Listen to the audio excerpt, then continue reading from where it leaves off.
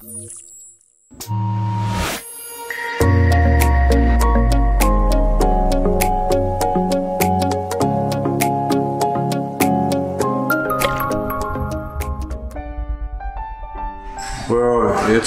the 30 years have been interesting, and I really enjoy the technology.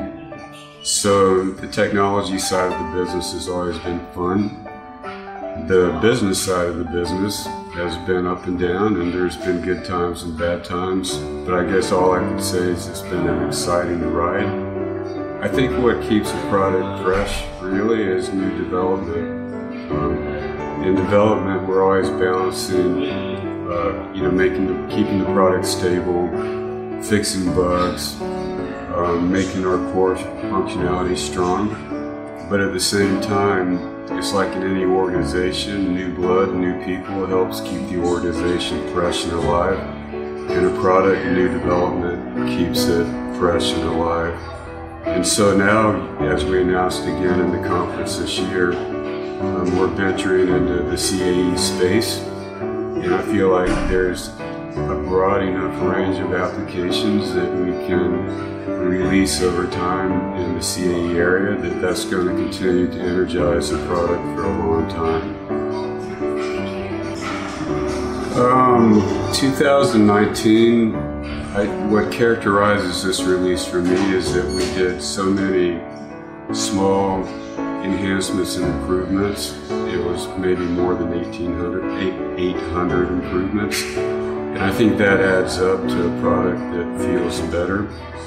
There are a few major improvements that I feel like were pretty nice, but I suppose what characterizes this release 2019 for me is that we had so many sort of brush-up type items that I think will, cumulatively result in an overall improved user experience with the product.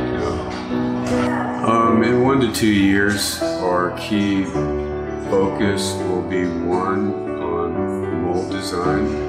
We've had mold design for a long time, but addressing it in an even more advanced way, improving the workflow, and adding even more features. Another will be accelerating our progress in CAM development, especially improving drastically our 2-axis milling capability by making it 3D aware.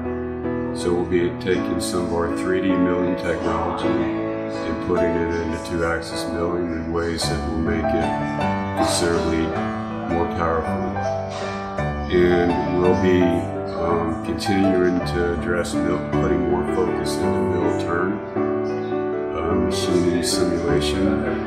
Back on the CAD side, I would say maybe 3 main topics would be making it easier to create large assemblies, mainly as much as addressing the speed of that, addressing our workflow to make it simpler, and also selective history regen, and improving the speed of our drawing layout of very large assemblies. Those are the key topics. So I think the way we're addressing IoT and the future of implementing IoT is integrating CAE technology with our CAD software. CAE allows us to use the digital CAD model to simulate the behavior of the physical product.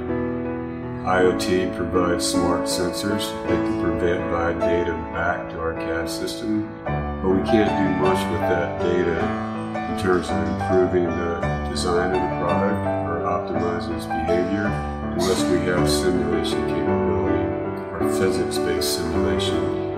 And that's what we're integrating now. And so integrating CAE is the next step for us to address IoT.